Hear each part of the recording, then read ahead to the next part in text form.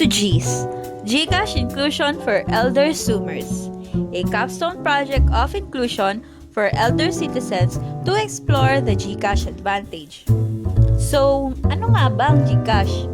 Ang GCash ay isang uri ng e-wallet system na kung saan pwede tayong maglagay ng pera upang magamit sa pagbabayad at pagbili na hindi kinakailangang humawak talaga ng physical na pera. At hindi lang yon, marami pa itong features na hindi madalas nagagamit ng mga tao na ating tatalakayin sa mga susunod na video. Sa ngayon, narito ang step-by-step guide sa paggawa at verify ng account sa GCash. Una, buksan ang GCash application.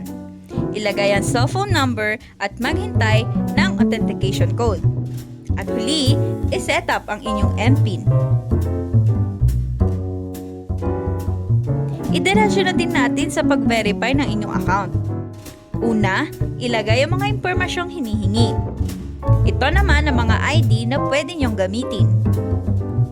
Picturean ng malinaw ang ID na inyong nais.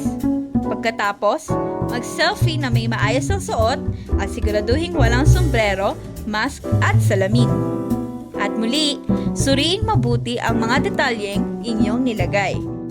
Huli, maghintay ng hanggang 7 araw para maberipika ang inyong account.